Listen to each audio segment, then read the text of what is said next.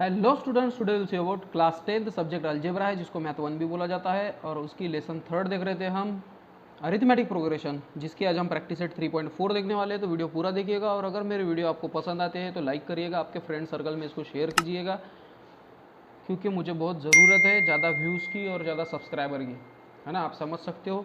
Question first है, on 1 January 2016 Sanika decides to save ₹10, ₹11 on second day, ₹12 on third day। अब 1 जनवरी 2016 से सानिका ने क्या डिसाइड किया कि मैं पहले दिन यानी 1 जनवरी को ₹10 जमा करूंगी, 2 जनवरी को 11, 3 जनवरी को ₹12। ऐसे करते करते 31 दिसंबर तक। Then on 31 December 2016 what would be her total saving. तो उसकी टोटल सेविंग कितनी होगी एंड के यानी ईयर के एंड तक। ठीक है, तो ये अर्थमेटिक प्रोग्रेशन के अंदर आएगा। जैसे कि हमको ये टर्म 1 दिख रही होंगी, जैसे कि चलो अब इसको सॉल्व करते ही हैं हम। So there are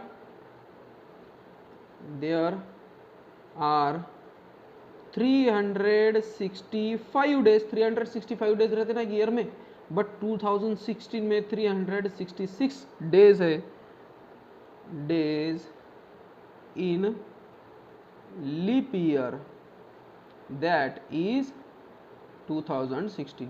leap year जब रहता है ना तो फेब्रुआरी है 29 का रहता है, 29 डेज का, तो वो दिन एक दिन ज़्यादा पकड़ते हैं उस साल। तो 2016 जो था वो लीप ईयर था, और 365 के जगह पर 366 डेज उसके अंदर रहेंगे।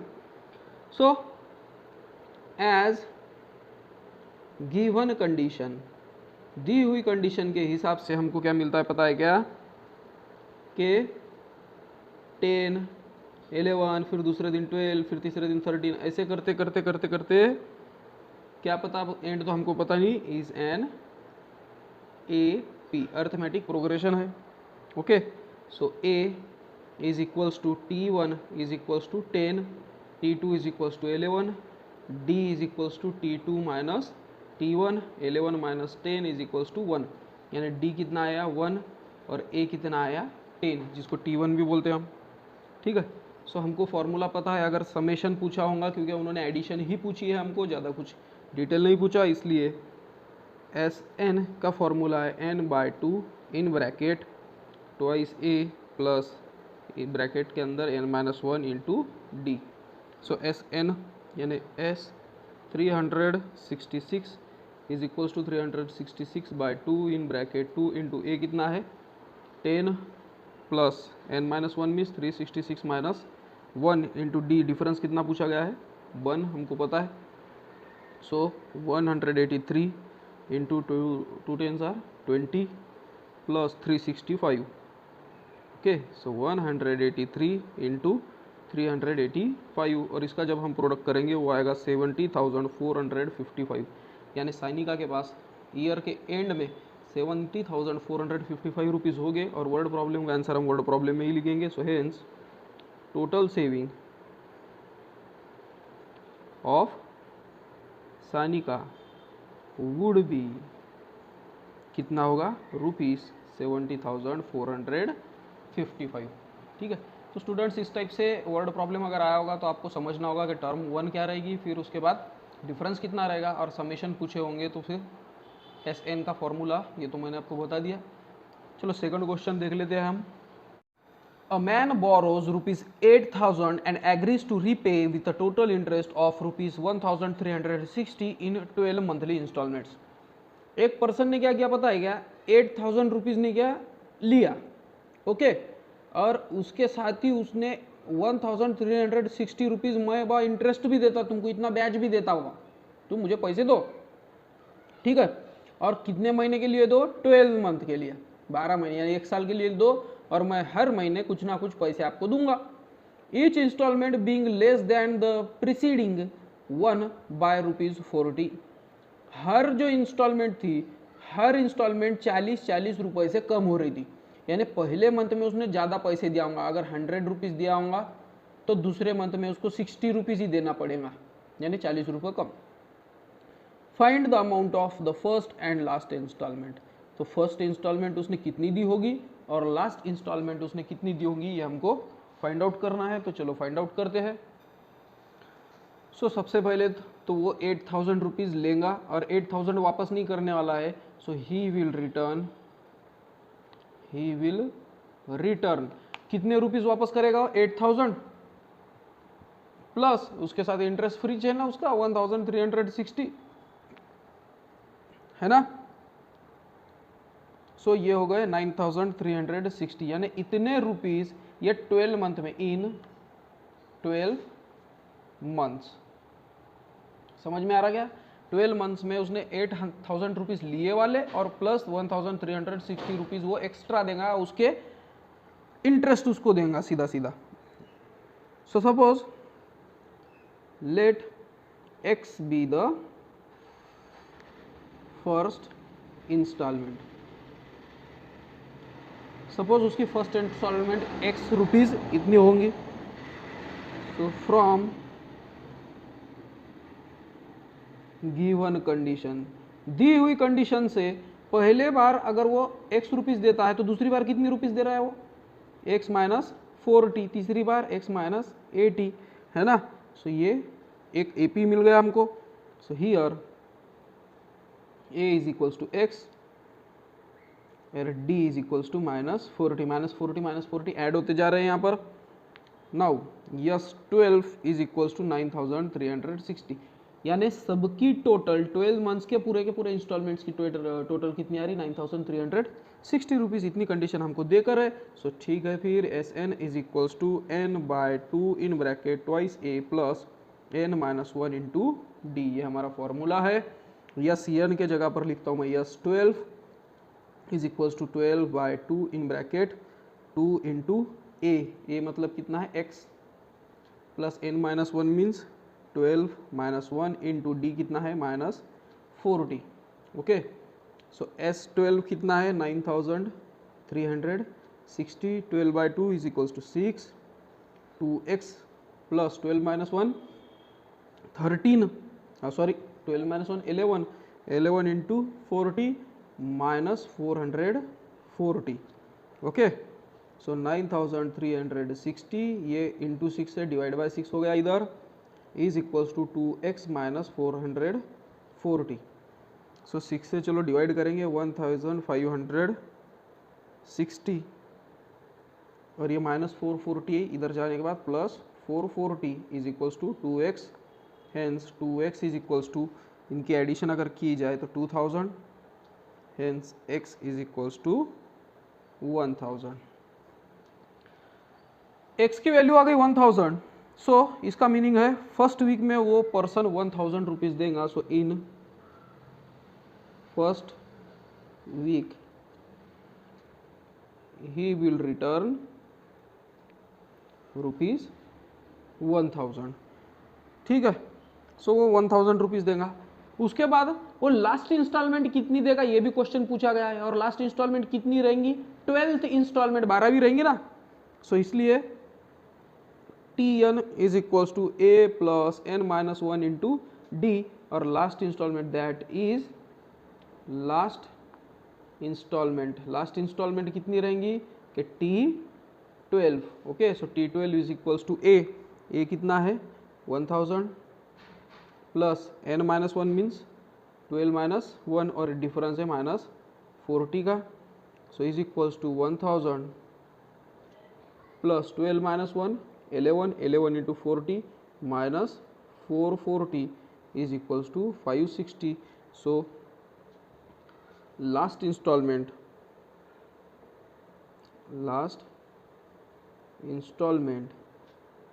Is rupees 560। लास्ट इंस्टॉलमेंट वो 560 रुपीज़ के करेंगे। सो स्टूडेंट्स ये था हमारा सेकंड क्वेश्चन। उसके बाद है question third. Sachin invested in a national saving certificate scheme. एक स्कीम रहती है जिसका नाम है national saving certificate scheme. In first year he invested rupees 5000। पहले साल उसने 5000 रुपीज़ इन्वेस्ट किए। सेकंड ईयर में 7000, थर्ड ईयर में 9000, ऐसे करके वो सेव करते गए। सो 12 ईयर्स में उन्होंने कितने पैसे, कितने रुपीज़ ये इन्वेस्ट किए होंगे ये हमको फाइंड आउट करना है। तो उसके लिए मैं हूँ फाइंड आउट करने के लिए, है ना। तो चलो हम AP लिख लेते हैं कि 5000, 7000, 9000 इज एन AP। ये हमको AP एक मिल रहा है, अरिथमेटिक प्रोग्रेशन हमको मिल रहा है। यहाँ पर A is equals to T1 is equals to 5000 हो गया। उसके बाद D कितना है, D is equals to T2 minus T1 is equals to 7000 minus 5000। So D is equals to 2000, ठीक है, 2000 यानी कि डिफरेंस है। A फर्स्ट हो गया और N इज इक्वल्स टू यहाँ पर 12 है, क्यों क्या 12 ईयर्स पूछा हुआ है ना। सो N हम फाइनल टर्म लेते हैं कि लास्ट जो रहेगी टर्म उसको N हम कंसिडर कर दे। सो सम पूछा है कि 12 साल तक, इसका मतलब यस N पूछा है उन्होंने, is equals to N by 2 in bracket twice A plus N minus 1 into D। So S 12 is equals to 12 by 2 in bracket 2 into 5000 plus n minus 1 means 12 minus 1 into 2000, ठीक है। सो 12 by 2 6 होते हैं क्या, नहीं 6, 5000 into 2 10,000 plus 12 minus 1 11, 11 2 जार 22, okay. So 6 into 32,000 और 32 into 6 1,92,000। तो yes 12 आया, यानी कि 12 ईयर्स तक की समेशन 1,92,000। सो वर्ड प्रॉब्लम का आंसर, वर्ड प्रॉब्लम के हिसाब से ही total amount invested by Sachin in 12 years is rupees 1,92,000, ठीक है। सो सचिन 12 ईयर्स में 1,92,000 रुपीज़ ये सेव करने वाले हैं। क्वेश्चन 4th है, there is an auditorium with 27 rows of a seats. एक ऑडिटोरियम है, जैसे स्टेडियम बोल सकते हो आप उसको, है ना, जहाँ पर लोग जमा होते हैं। तो वहाँ पर सीट्स वगैरह है, तो 27 रोज है पूरे। 20 सीट्स ये फर्स्ट रो में है, 22 सीट्स ये सेकंड रो में है, 24 सीट्स ये थर्ड रो में है, ठीक है। ऐसे ही बढ़ते बढ़ते हो जा रहे हैं। Find the number of seats in the 15th row. 15th row में कितनी सीट्स होंगी, and also find how many total seats are there in the auditorium. तो वो ऑडिटोरियम में पूरे सीट्स भी कितने होंगे और 15th रो में कितनी सीट्स होंगे, ये हमको पता करना है। तो चलो हम पता लगाएंगे। दया पता लगाओ, है ना, CID देखते होंगे आप, तो वो बोलते हैं ना कि दया पता लगाओ, तोड़ दो ये दरवाज़ा। तो वो दरवाज़ा तो तोड़ना नहीं है हमको, हम चलो इसका क्वेश्चन का आंसर सॉल्व कर कर देखेंगे। अब जैसे कि स्टूडेंट्स हमको पता है कि पहले हम जो AP लिखते हैं उसमें फर्स्ट टर्म तो हम लिखते ही है। सो फर्स्ट कितने हैं, इसमें 20 सीट्स है, सेकंड में 22 सीट्स है, उसके बाद 24 सीट्स है, ऐसे ये बढ़ते गए हैं। सो इज एन AP, ये हमको AP मिल रहा है, ठीक है। सो इसमें A इज इक्वल्स टू क्या है, T1, ये है 20। उसके बाद डिफरेंस भी पता होना चाहिए कि जो कि रहता है T2 माइनस T1, यानी 22 माइनस 20 इज इक्वल्स टू 2, यानी डिफरेंस भी मिल गया हमको 2, ठीक है। अब इतनी ही वैल्यू हमको पता है, इसके आगे तो उन्होंने कोई वैल्यू दी नहीं है, इसलिए हमको पहले तो nth टर्म का पता चेक करना पड़ेगा। तो nth टर्म तो देकर है 15, क्योंकि टोटल कितने रो है, 27 रोज ऑफ सीट है ना। सो nth टर्म कितनी देकर है, 27, यानी लास्ट 27 रो इतने प्रेजेंट है। तो चलो हमको फॉर्मूला देखेंगे हम, क्या Tn इज इक्वल्स टू क्या रहता है, A plus in bracket n minus 1 into D, ये फॉर्मूला रहता है। अब 15th रो का पूछा है, तो पहले हम 15th रो को निपटा लेंगे। So T15 is equals to A 20 plus n minus 1, 15 minus 1 into difference कितना देकर है 2। So T15 means 20 plus 15 minus 1 14, 14 2 जार 28। So T15 is equals to 48, यानी कि 15th रो में 48 चेयर्स प्रेजेंट होंगे। आ रही है बात समझ में। अब पूरे कितनी एडिशन होंगी, सो नाउ Sn का फॉर्मूला हमको पता होना चाहिए। Sn is equals to n by 2 in bracket twice A plus n minus 1 into D. So S27 is equals to 27/2 in bracket twice a means 2 into a 20 plus n minus 1 27 minus 1 into d means 2. ठीक है. So 27/2 in bracket 22s are 40 plus 26 are 52. Okay. So 27/2 into 92, और इसको जब हम solve करेंगे 2 1 ज़ार 2, 2 4 ज़ार 8, 2 6 ज़ार 12, सो इसका answer आएगा 1242. ठीक है. सो S27 भी हमको मिल गया है कि 27th रो तक के एडिशन यानी कि पूरे चेयर्स कितने रहेंगे. सो हम इसका आंसर लिखेंगे कि there are 48 seats in 15th row and 1242 seats in the auditorium. ठीक है. तो पूरे ऑडिटोरियम में 1242 सीट्स में प्रेजेंट रहेंगे. ठीक है. उसके बाद है question 5th. Kargil temperature was recorded in a week from Monday to Saturday.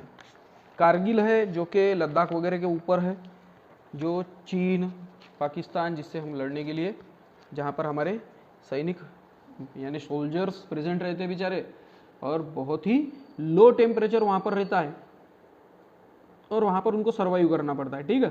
सो एक वीक में मंडे से सैटरडे तक का एक रिकॉर्ड टेम्परेचर जो है उसको रिकॉर्ड किया गया. रीडिंग्स ये पूरे एपी में थे अर्थमेटिक प्रोग्रेशन में. Sum of temperatures of Monday and Saturday was 5 degree Celsius more than the sum of temperature of Tuesday and Saturday. Monday और सैटरडे को जितना टेम्परेचर था वो 5 डिग्री से ज़्यादा था. कब? 5 डिग्री सेल्सियस से ज़्यादा था. कब? ट्यूसडे और सैटरडे के टेम्परेचर के according. If temperature of Wednesday was -30 degree Celsius, Wednesday का टेम्परेचर -30 डिग्री सेल्सियस होगा उस टाइम पर, so then find the temperature on the other 5 days. तो बाकी के 5 डेज के टेम्परेचर हमको पता करना है. ठीक है. तो चलो पता लगाएंगे हम. So Monday, Tuesday, Wednesday, Thursday, Friday और सैटरडे, ऐसे वो डेज है. ओके. उसके बाद मंडे से अगर स्टार्ट किए सो T1 होगा, वो ये T2, T3, T4, T5 और T6. ठीक है. सो यहाँ पर A यानी कि क्या रहेगा?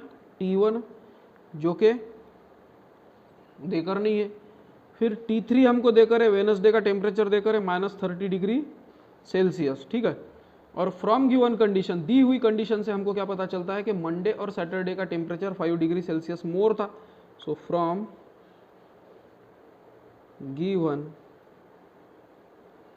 कंडीशन, दी हुई कंडीशन से हमको क्या पता चलता है कि T1 प्लस T6 मंडे और सैटरडे का जो एडिशन है वो थी 5 डिग्री सेल्सियस मोर किसके? T2 प्लस T6 यानी कि ट्यूसडे और सैटरडे के हिसाब से. अब T6 यहाँ पर कॉमन है. So hence T1 is equals to T2 plus 5 degree. Okay.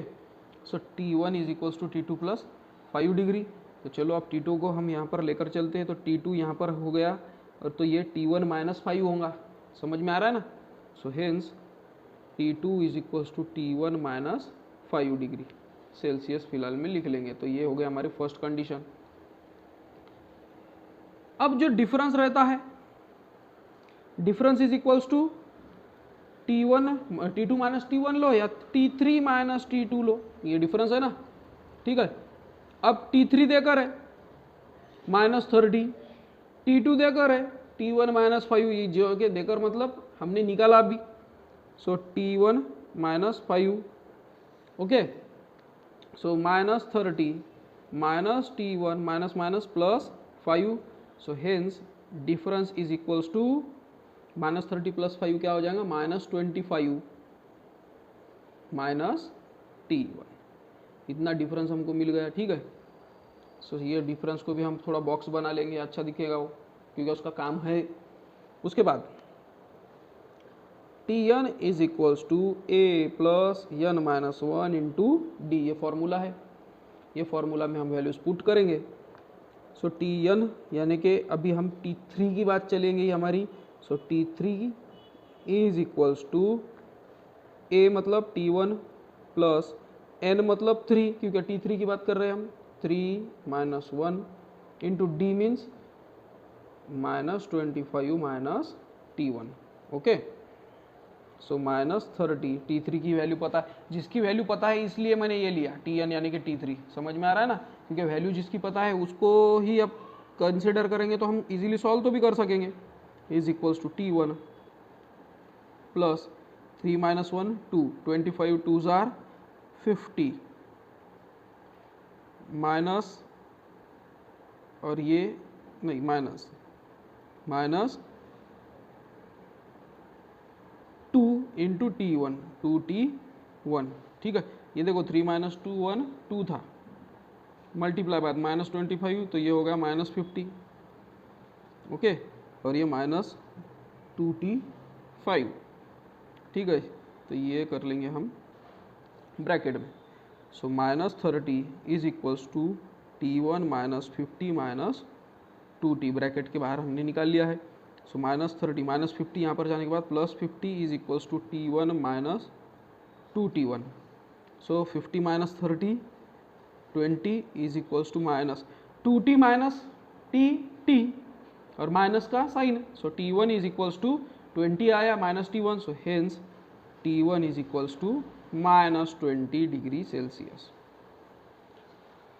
ओह, इस टाइप से हमने T1 की वैल्यू निकाल ली है। आई से बात समझ में आ रही है। उसके बाद अब बारी आएंगी T2 की। नाउ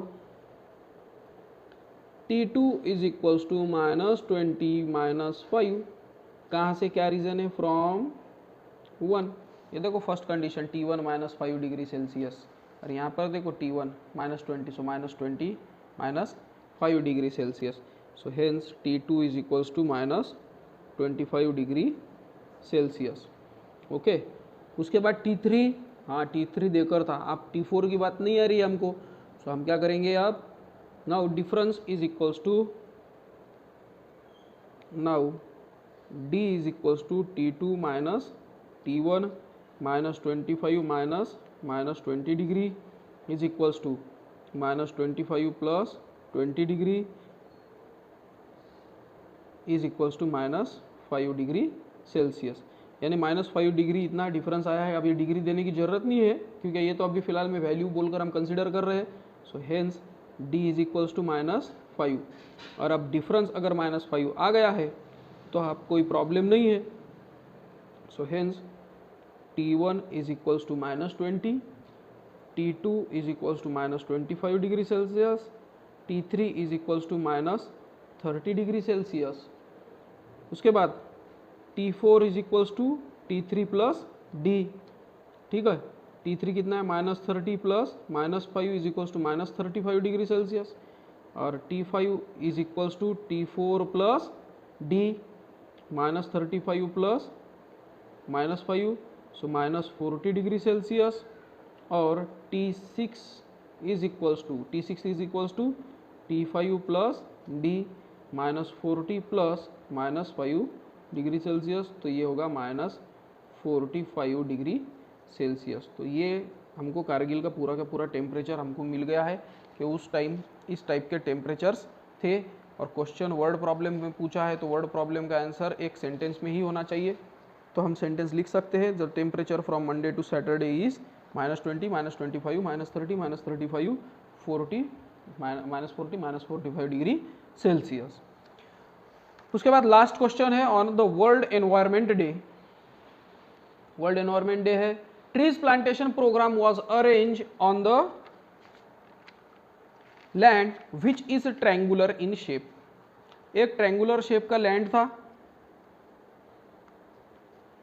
ठीक है, यानी इस शेप का ऐसा एक फार्म था होगा, लैंड था होगा, trees are planted such that in first row there is one tree, first row में एक ट्री था, second row there are two trees, second row में टू ट्रीज थे, in the third row there are three trees, third row में three trees थे, find the total number of tree in 25 row. तो 25 रोज ऐसे थे होंगे 1 2 3 4, तो उसमें कितने ट्रीज होंगे, पहले 4 5 6 7 8 ऐसे टाइप में वो ट्रीज उन्होंने लगाए होंगे। सो ज़्यादा कुछ हार्ड तो है ही नहीं। सो 1 2 3 4 so on 25, this is an AP, ये AP हमको मिलता है। सो A यहाँ पर T1 है जो कि 1 है, T2 है 2, so difference is equals to T2 minus T1 is equals to 2 minus 1 is equals to 1, difference 1 मिल गया है। और यस 25 हमको पूछा गया है। सो यस n की वैल्यू हमको पता है कि n/2 in bracket twice A plus n-1 into D। So S 25 is equals to 25/2 2 into 1 plus 25 minus 1 into D, यानी कि कितना है, डिफरेंस 1 ही है। सो 25/2 इन bracket 2 1 jar 2 plus 2 25 minus 1 24 24 1 jar 24। सो 25/2 इंटू 26, सो 13 25 इंटू 13 325। सो टोटल ट्रीज कितने थे, सो द टोटल